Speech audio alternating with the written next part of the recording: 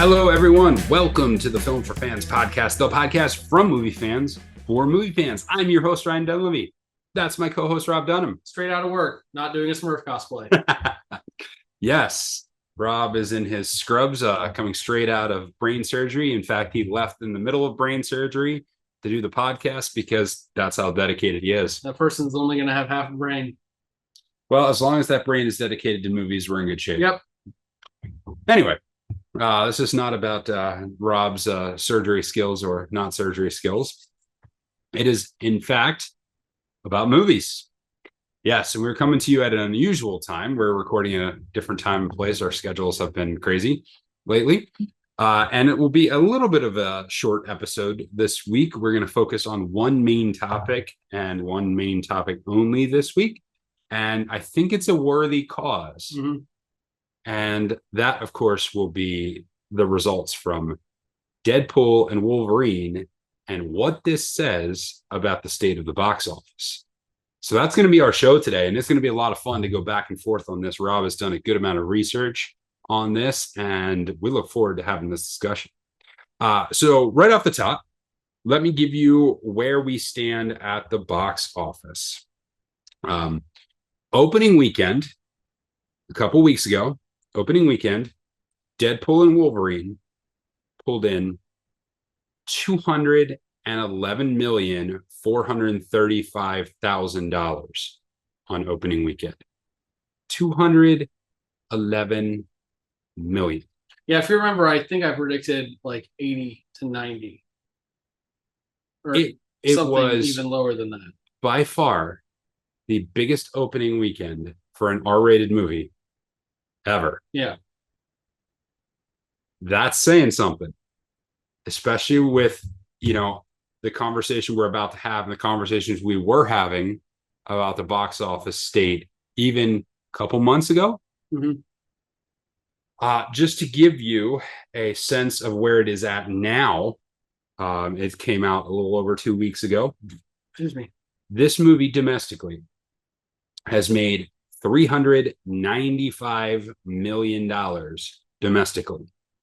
It has made 428, almost $29 million internationally. In a little over 2 weeks, this film has made $824 million globally. Oh, man. Yeah. Oh, man. This is shocking. You suspected that this movie would do well? I don't know that anybody anticipated this. Right. I mean, we've talked a lot about Marvel fatigue. Yeah. Clearly didn't affect this movie. Yeah. Why? Yeah. Good question. Why do you think that is? So I think the first thing is people really are into Ryan Reynolds as Deadpool. And it's pretty clear at this point that people will go to see him. That being said, this movie's like, let me just leave my numbers here. I have a list of the top 50 movies of all time. And the other Deadpool movies I don't think are on this list. No. So they've done fine. Is it the combination of Ryan Reynolds and Hugh Jackman? I think you're on. People have been looking for this combination for so long, and I mean they've hinted at it, teased at it, made jokes about it. Mm-hmm. We very briefly did see Hugh Jackman and Ryan Reynolds together this movie. Deadpool, but it is a very different version of Deadpool. Yes. In X-Men Origins Wolverine. Mm-hmm.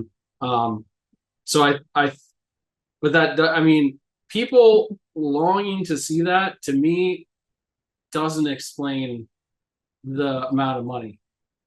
Yeah, obviously, not completely. Some of it, yes. Deadpool is a popular character.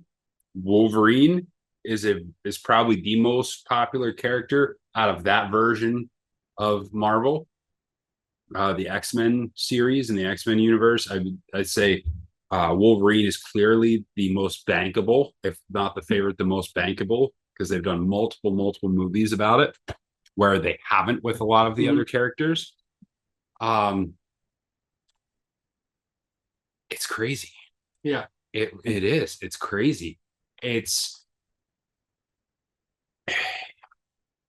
people wanted this movie. It's very clear people wanted this movie. I don't know about you, but for me, as someone who goes to the theater a lot, and they were showing the like free or mid credits phone thing with Deadpool and Wolverine, and it got to the point with me where I was just like, "Oh, this again!" Like, and I don't know if like inside I was like, I feel like they're almost trying too hard, or like, is this actually making an impact? Apparently, it made an impact.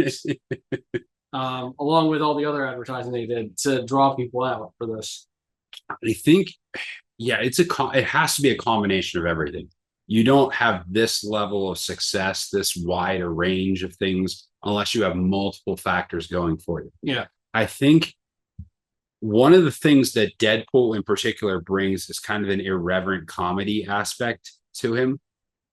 And I do think there's been such a hunger for actually funny movies, and we just haven't seen them, that I think the desire for comedy can't be underestimated here.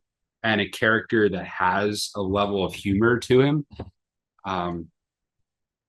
what, let's say, Thor Ragnarok brought, but Thor Love and Thunder did not. Yeah.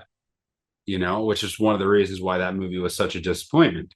So I think you have, and I wonder this too, like, I mean, Ryan Reynolds was already a big star, and I don't know if this plays any factor whatsoever, but like the broadening out of the appeal of Ryan Reynolds, given the ownership of Wrexham and the popularity of Welcome to Wrexham TV show, I wonder if that brought an additional audience, even internationally, if it brought an additional audience to this movie.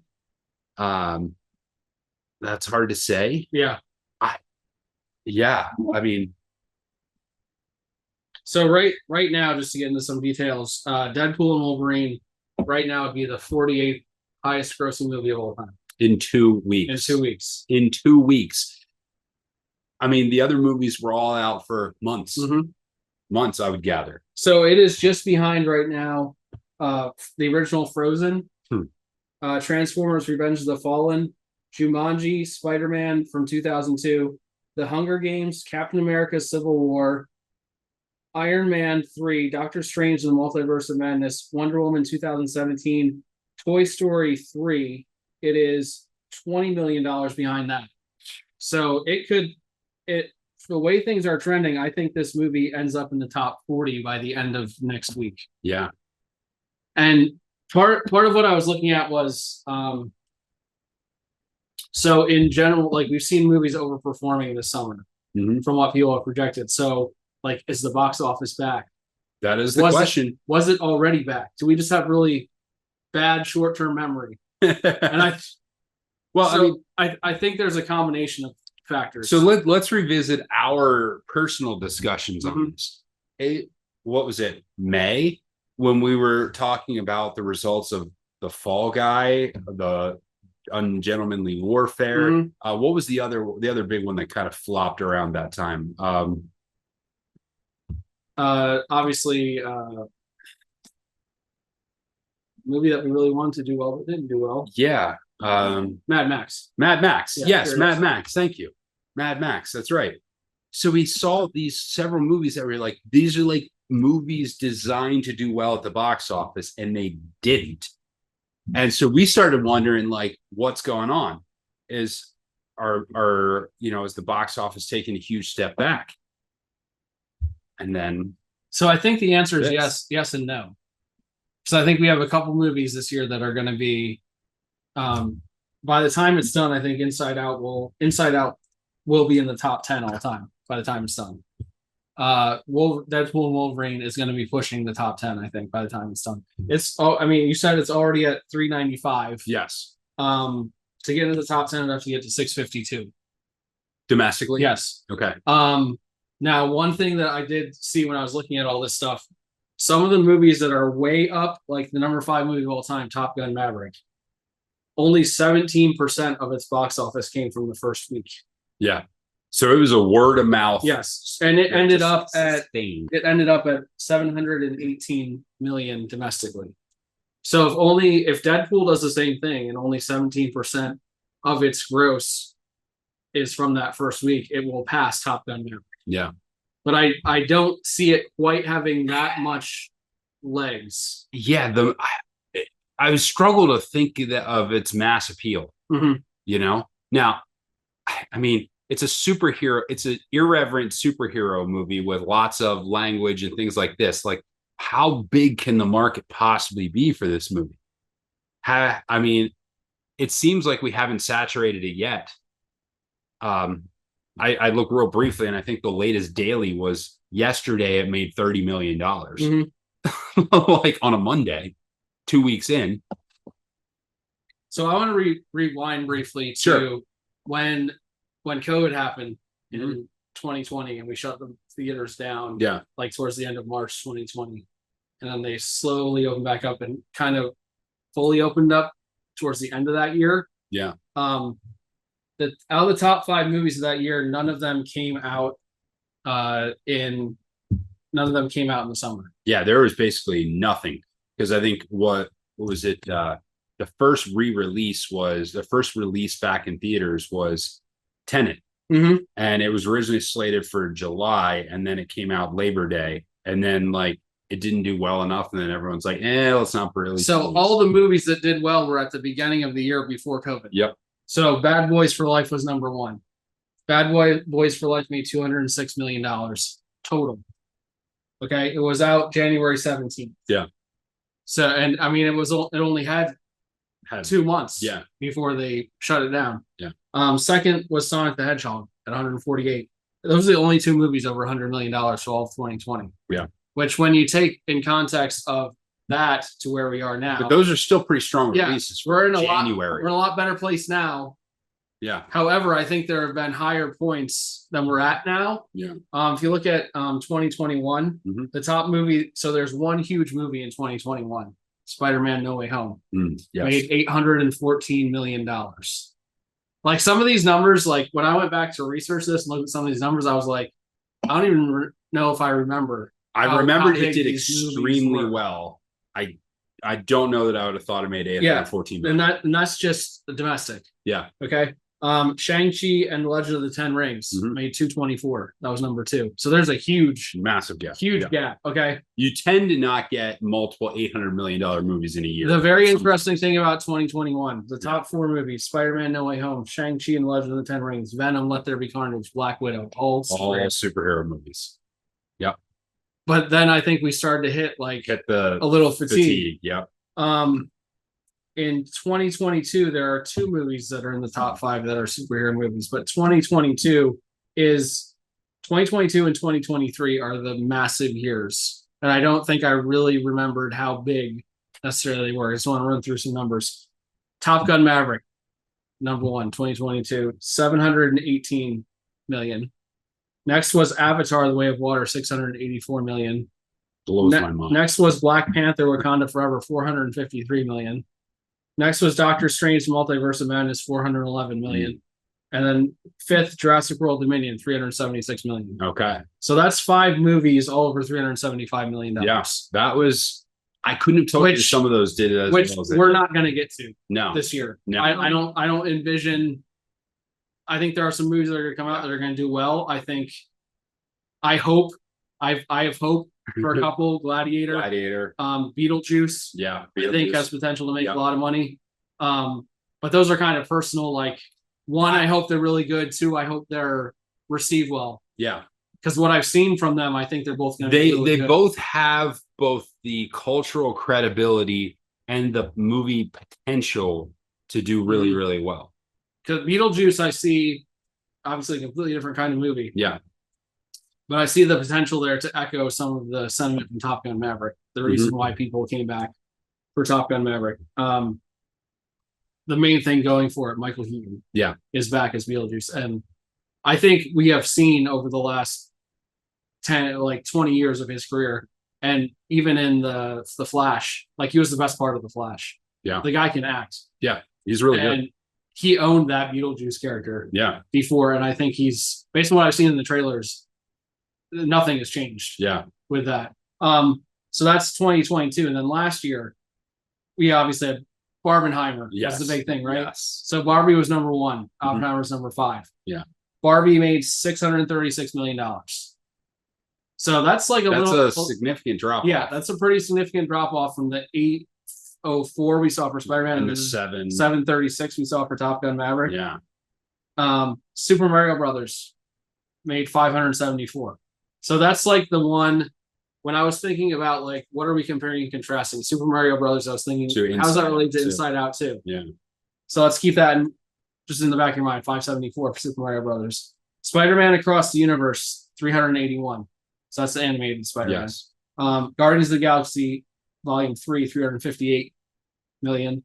And then Oppenheimer made 329. So again, that's 5 movies over $300 million, although we had a slight shift down. Yes. So where are we at with this year? So Super Mario Brothers made 574 for its entire run. Super Mario Brothers was out, opened April 5th, closed September 7th. So Inside Out opened June 14th. We're currently towards the middle of August. So we've got 2 months. Super Mario Brothers was open 5 months. Yeah. It made 574. Inside Out is already at 626 domestically. Okay.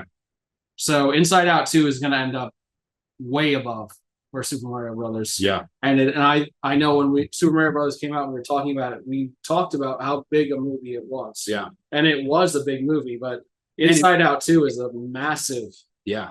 Inside Out 2 is going to end up over 700 million. Yeah. So it will be in that top 10 all time by the time it's done, which is crazy to think about. It is. For a sequel Yeah. of an animated movie. Yeah. I mean, Super Mario Brothers, you had, I would argue it had way more going for it. Because people love Mario, all kinds of people have interaction with them, and people are looking for a good Mario movie to come out. Now, at the same time, like, had Pixar not been in a slump for the previous year plus, we wouldn't have been terribly surprised by a positive big time result for Pixar, because Pixar had a reputation for generating movies of that kind, but the recent ones just haven't. So Deadpool and Wolverine, 2 weeks, $395 million, would put that movie number 5 in 2022. It would currently place that movie number 3 in 2023. And it's been out for 2 weeks. Yeah. So if this movie carries over for another couple months, this movie is, my opinion, is easily going to pass $500 million. I think it's going to threaten to pass $600 million because it's really just going to depend on how long its legs are. Yeah. Because I mean, I haven't seen it yet. I'm sure there are a lot of people who haven't seen it yet that are interested in seeing it. Last week on Tuesday, I was considering going to see it. And when I went to look to get a ticket, there was like a seat left. And it was on a Tuesday night. Now, I know it's like the bargain night. But so still, some people come out for that, but this was over a week after it came out. The reason it's a bargain night is because no one goes to theaters that night. Yeah. So third right now, we also have Despicable Me 4, which is at 314, and it's only been out since July 3rd. Yeah. So that's just over a month. Yeah. So the top 3 movies of the year so far have all come out since June 14th. Yeah. And that's why I was like, what's happening here? Like, people are what I saw the trends in this research, people are coming out for movies in the summer. Yeah. Last year, Barbie debuted July 21st, Spider-Man June 2nd, Guardians of the Galaxy, kind of on the edge for me, it was May 5th.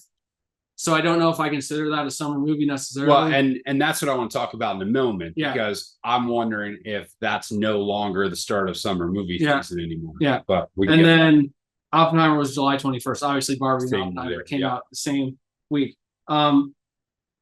Also, Twisters is number 6 on this list right now. It's made 195 million, and it opened July 19th. So it's only been out. It's been out less than a month. So that movie is going to end up over $200 million.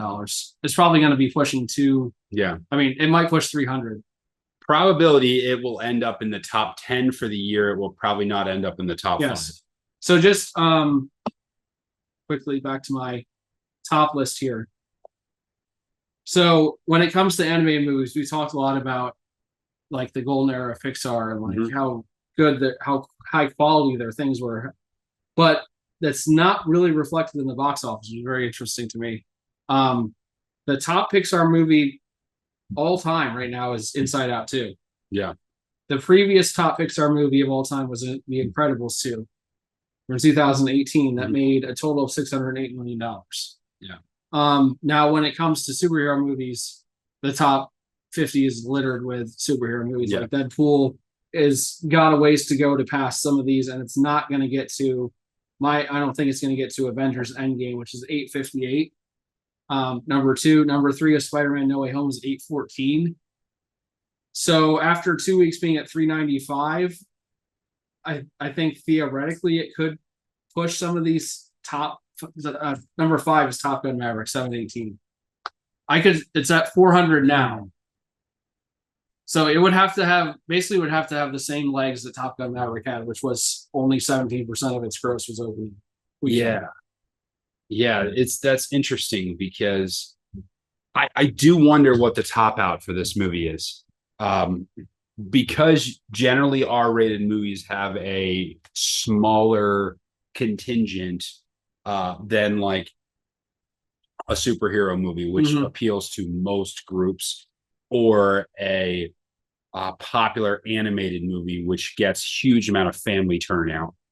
It would seem that an R-rated movie would have smaller legs, but they don't ever make 211 million on opening weekend either. So how much of an outlier is Deadpool and Wolverine, given the normal small makeup of the people who attend R-rated movies? One of the other things about Inside Out 2, it's at 1.55 billion globally, which would put it above already what Top Gun Maverick and Black Panther both made globally. Okay. Because Top Gun Maverick and Black Panther both, Top Gun Maverick made slightly more worldwide, like internationally. It made 27 million more internationally. Black Panther actually made $66 million less internationally.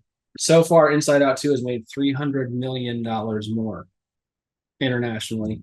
And so far, Deadpool has made $30 million more internationally already than and one thing I saw when I looked up Deadpool and Wolverine, I don't know how big an audience it is, but they said it hasn't even opened in Russia yet. So they're expecting even more international money to come in on Deadpool. Like I said, at 395, depending on how what was the number for the last week for Deadpool?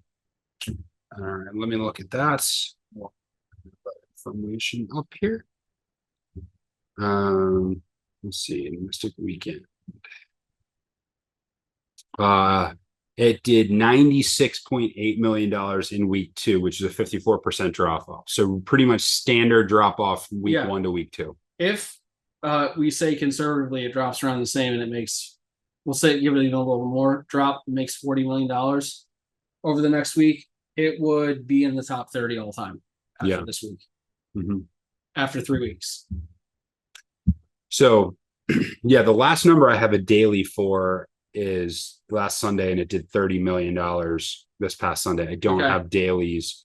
I don't have dailies for the weekday yet. They haven't come out yet. Just going back to what you said earlier, if it does a Maverick and 17% of its opening day is it ends up its entire run, only 17% of it came, that would be 1.24 billion. If it did, I don't think it's going to get there. No. If it ended up at 1.24 billion, it would be, rewind here. It would be the highest grossing movie of all time. Yeah. Domestically. So it's not going to get there. But I think that was a little bit of a unique case, is that once everyone realized, they were all intrigued with Top Gun Maverick, and then once everyone came back and said, no, it's really good, then everyone's like, oh, we'll go. And then that phenomena builds on itself. Once more people hear about, oh, it's really good, everyone's going, and then everyone continues going. One of the most fascinating things to me in doing all this research too was that Titanic is still in the top 10 movies of all time. And it came out in 1997. Yeah. And it made $674 million domestically and $1.5 billion globally. Made over $2 billion globally. And it added to it this past year, because this past year they did an anniversary re-release. So So Yeah. James Cameron, Avatar number 4, Avatar: The Way of Water number 7, Titanic number 9. Yep. Seems like he knows what to do to make money. He does. Unfortunately, because I don't like any of those movies. It's almost like he has a never-ending abyss that people just throw money to call it the abyss. I'm sorry, that joke should be terminated. I don't even know what to say anymore. I'll never let go. We might need to wrap up this show before it gets any worse. Have you been looking at the numbers? Do you know what the number 1 movie is all time? All time? Yes. Domestically. I thought it was Avatar, but it's it is not Endgame now. It is not. Avatar is now number 4. Okay. Endgame is number 2. No. Was it? Which is very. How are we calculating? Are you calculating it for inflation adjusted? No, it's just straight. Just straight. Okay. So this surprised me because I think it's almost like the number 1 movie of all time, like went to the number 1 spot and then we all forgot about it. Star Wars: The Force Awakens is the number 1 domestic movie of all time. Okay. I did not realize that. $936 million. I did not realize that. Almost $100 million more than second place. Avengers Endgame was 858. However, the highest grossing movie combining domestic and international of all time is Avengers Endgame. Okay. 2.75 billion. Yeah. Or sorry, that's number 2. Number 1 is Avatar, 2.9. Yeah. $2 billion. Okay. Okay. Yeah, like, how's The Force Awakens the highest grossing domestic movie? I could not have told you that was it. I mean, if you remember, we went to this on opening. We did. Night, and Penn Cinema was showing this movie in, I think, like 12 theaters, and they were all sold out. Yeah. Including the IMAX theater. I actually had to park down the road at the restaurant because I couldn't get a parking spot in the parking lot of Penn Cinema. That's a big parking lot. And we were there for 3 hours ahead of the release. Yeah. And a lot of people were there for 3 hours ahead of the release. It was fun. It's enjoyable. I mean, when you think about it, it makes sense that it made so much money, but I'm not surprised. I just didn't realize, like, we don't talk about it anymore from that It was very much Star Wars is out. We're excited. We watched it. It was kind of basically A New Hope again. And then we forgot about it. Yeah. Because especially because as that series went along, it got bogged down in more and more mire, from weird directorial choices to unusual bad scripts to terrible characters. So we've only got a few minutes left. So I'm really interested. You said you had some thoughts about when does the summer box office actually start? Yes. So that was one of my questions, is if the summer movies are doing incredibly well and movies we were lamenting did not do better all seem to come in that late April, early to mid-May time period, are people just not interested in blockbusters in May? Mm-hmm. As the summer movie season really, really begins when school gets out? I mean, I think we're seeing evidence of that. Given the last 3 years, I think we're seeing that trend. I don't know if it's because people are bringing their whole families. Obviously, Super Mario Brothers would have fallen into that. I think Barbie, I know, fell into that because when I went to watch Barbie in the theater, there were a ton of preteen girls in the theater. Mm-hmm. Oppenheimer, no, but Inside Out 2, a resounding yes. One of the reasons why it's made so much money. Deadpool and Wolverine doesn't apply to that, but I do think there are a lot of middle school to high school kids. I would say you're getting probably a bunch of middle school kids who probably shouldn't be going to the movie will be going to see this movie. High schoolers, you're definitely getting high schoolers, even college. Yeah. But colleges tends to be out not first week in May. College is out early May. Mm-hmm. So you would think that if it were driven by college kids, then that wouldn't be an issue. But do you think that Furiosa and Fall Guy were released when they were because they were afraid of the competition that was potentially coming during the summer? Or do you just think it was a mismanagement of properties and they should have waited? It might have been a mismanagement. Now, but it might have just been a miscalculation. Mm-hmm. because Marvel has traditionally owned that first week in May, that first week in May for some of their releases in recent years. And that has proven up until this year has proven to be a not terrible time frame for them. So I wonder if that people didn't think that kind of extended out the summer movie season. And because I would have said that going into this year, I would have said that summer movie season basically starts when the Marvel movie comes out that first week of May. But I'm guessing that that's not really the case. Yeah. And so I wonder if it would not have done significantly better had they released it later. But I mean, there was a couple weeks in June where it didn't feel like there was anything that came out. Yep. So I feel like there would have been space to put some of these movies in. Yeah, I think Fall Guy in particular for me feels, we both said this, it felt like a summer blockbuster. Yeah. Like a classic summer blockbuster that should have been given more of room for an audience to find it because it was out and then it's gone. Yeah. Well, it'll be interesting to see what happens next. Yep. And that is all the time we have for today. So plenty of good stuff in the box office, but if you have not seen Deadpool and Wolverine, you might want to check out the phenomenon. We plan to ourselves as well. Until next time, enjoy the movies.